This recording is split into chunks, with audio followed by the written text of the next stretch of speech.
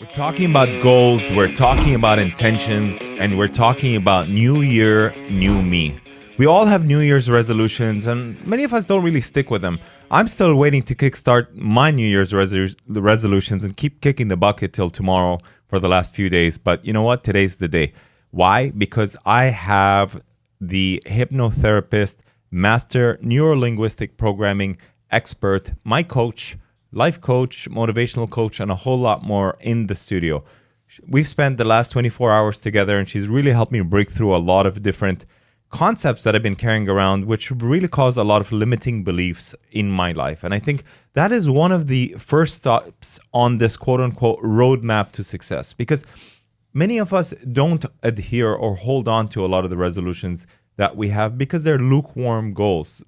Whether we achieve them or not, you know what, kind of want the six-pack, but I really like the pizza more. So I'll just wait to get the six-pack sometime in the summertime.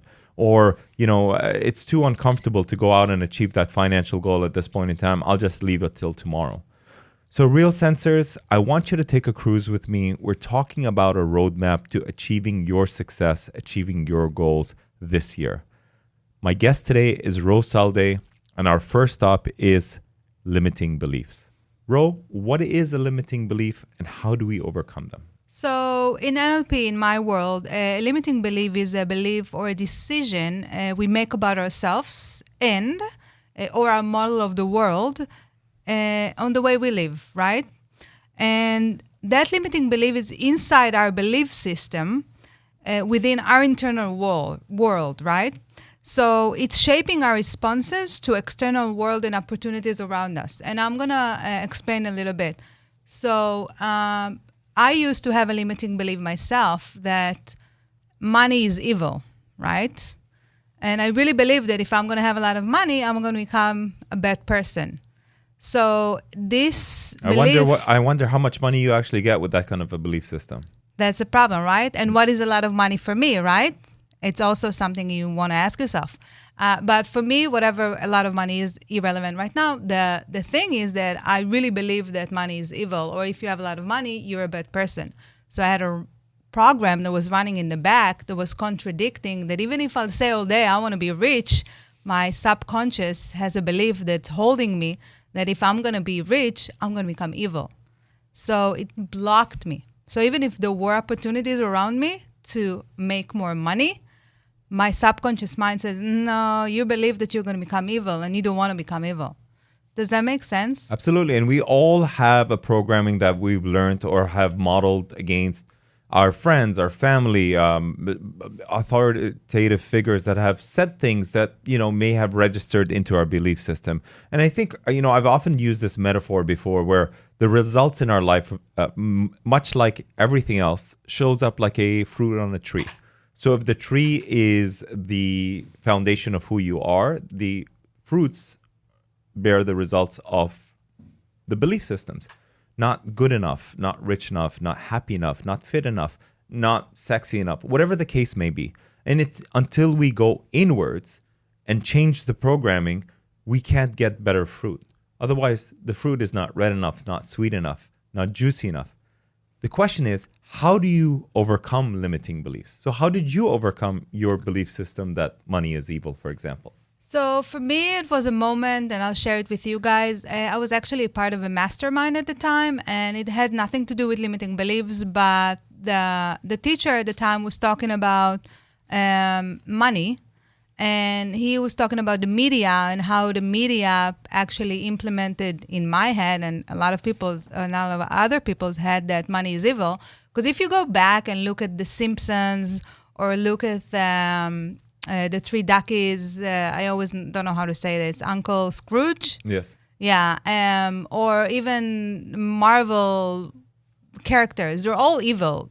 The guy that has the money and resources, and lend resources to money, is very rich.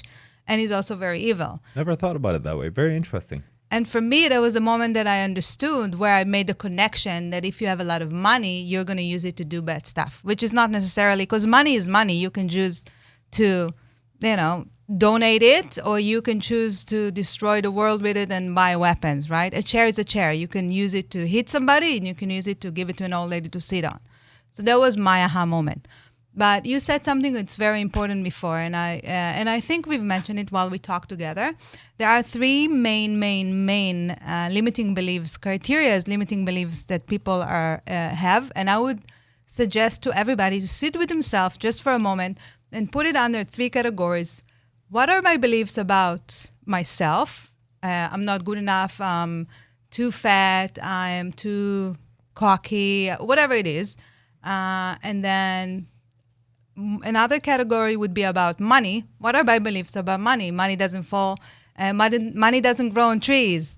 There's not enough money. Or if I'll have money, I won't be happy. Right? Whatever it is. Whatever it is. So categorize them in self, in money, and the third? And work. And work. Okay. What are my beliefs about work? You have to work hard in order to be successful. There's no good jobs out there. Whatever it is, write them down, and it's going to give you a mirror of what is your belief system. And ask yourself, what doesn't serve me here? What happens if I let go of this belief? What other opportunities will open? So that would be a really, really helpful way to start towards success. I have an aha moment, and I don't think I've ever shared this before because it's quite embarrassing. And I think for a lot of the listeners that don't understand the context of what I'm about to say, may even find what I'm about to say to sound sexist. But just like your example, we had to flee Kuwait during the Desert Storm, the first invasion of Kuwait during when Saddam was there, and moved around to many different countries. And when I was 11 years old, I had asked my mom for a bicycle, and she basically said no. And I created a belief system, I hate to say this, but that women were not good with money. And as a result of that, every time I had a job where I had a female boss, I had some issues with them and had to leave the job or got let go from the job or whatever the case may be. Meaning they weren't long lasting at the time. I, like you, took a course and created a belief system. The exercise was to create or dispel belief systems that didn't serve you well. And I actually looked back at that moment in time. And I actually wondered why was it that whenever I worked with a female authority figure, our relationship just didn't work out. And it all came back to that. Failing to realize that the only reason why my mom didn't want to buy me the bike was because we had limited funds to survive. It was either the bicycle or food. Pick one or the other, right? And I confronted my mom or shared the story with her, and she was like, you think I didn't want to give you everything that I possibly could have given you at the time? But unfortunately, I was too young to understand what happened and really created a belief system that didn't serve me.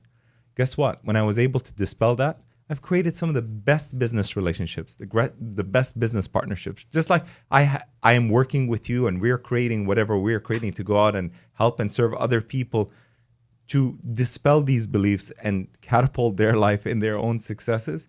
These are the kind of relationships that could have never happened based on poor belief systems. I don't believe that anymore. And I definitely understand that greatness exists after dispelling a lot of these limiting beliefs as well too. I know when we've spoken, we've talked about looking under the hood, which is really what is the secret in dispelling beliefs. Can you talk to us about what that is like, or really what the secret is with this concept? With looking under the hood of how we make decisions? Yes, this is, I think it's the third stop in the journey. And so, decisions, right? Decisions.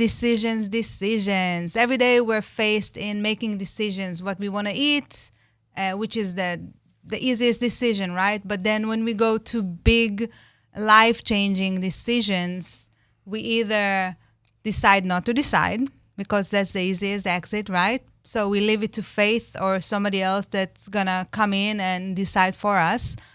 Or we make that leap of courage and we go into the unknown. Correct. Which a lot of people are very afraid to do that. But when you look under the hood, you can understand how we make decisions. And once you understand how we make decisions, the process becomes a lot easier. So how do we make decisions? So the way we make decision is very simple. I'm going to give it to you laid out like a formula. Go ahead. That you go to and do a math formula. So there's a trigger, there's a cue, there's a trigger. Let's say I'm hungry. So the trigger is a feeling, right? Because I feel hungry. And then there is an operation system that goes in our head. And if whatever the desired state and the end state meet right away, which means I'm hungry, I see an image of a pizza. That's what I feel like eating right now. I'm like, oh, okay, cool. I test it. Oh, it feels good. I want to eat pizza. I exit. I ate the pizza. But let's take it to a different situation where I'm hungry. I see pizza. I'm not sure. Maybe I want a hamburger. Now there's another image of a hamburger. Maybe I actually want a salad. So now the operation system is like, what do I want to eat, right? Until the criteria will meet, meaning, you know what, I want pizza, but pizza is not that good for me because I'm trying to lose weight. Maybe a salad is better. I don't really want salad, but salad will be the right blah, blah, blah. At the end, once I met the criteria, I test again. I'm like, okay, I think salad is the right choice. It's the right decision. Then I make a decision. Now, by breaking this, you can take it to breaking it to choosing bigger decisions like leaving your job and go after a new career, moving states, divorcing, like big life decisions, buying right? a property. I experience that in my business all the time, where people are going through this testing loop all the time.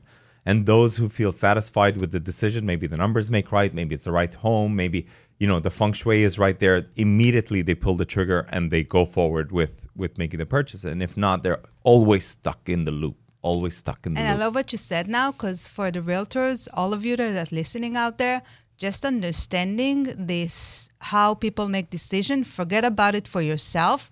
But if you're representing a buyer or a seller, you can ask them the right question, because you understand that there is a criteria that needs to be met for them to actually pull the trigger, either sell their house or buy a house. So by knowing this process, you can consciously ask them, what are your criteria to make this deal happen? So you put it in their awareness as well. Absolutely. So you can use it as a tool to actually maximize your profits as an agent or brokerage or whatever it is. Or even as a buyer or seller, in terms of understanding how your decision is implementing your end goal. And, I love how you also shared a unique formula as well, too, about the self-talk and how it leads into the next step. What is that next step? The self-talk. Oh, this is like the main important thing, right? Self-talk is the stories we tell ourselves in our head. And how do we move it to the next phase? What is the next phase? It's to create a picture, an image. How do we do that? How do we solidify and move along to the next decision-making feeling?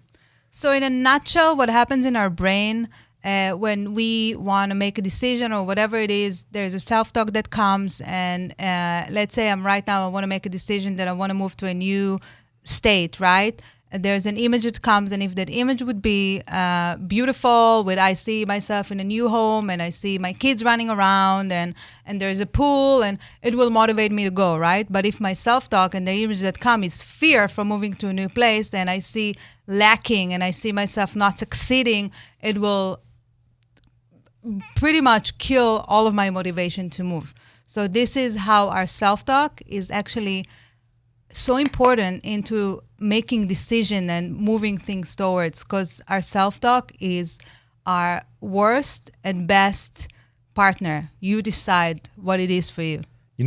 You shared a quote with me by David James Lee. It says, be mindful of your self-talk. It's the conversation with the universe. If you look at your formula, which is self-talk equals an image, which leads to a feeling, which causes an action, it pretty much parallels the process on how you manifest and create the things that you like in your life. We have lots of thoughts, but until we have a strong feeling about the things that we're thinking about, we could never take the bridge, the action, in order to create the results. Guys, you're listening to Real Sense Now. It's your host, Dawood Bedrosian. You can always catch me on my social media platforms, which is Facebook, Instagram, or LinkedIn. You can always call in or text 321-339-1055. And if you have a question and want to reach out to my guest, feel free to reach out to Roe Salde on her website. The website is? Go on my Instagram handler, and it's Roe Salde. Easy as that. ROESALDE. Perfect. We'll catch you after the break. We have a lot more to share with you today.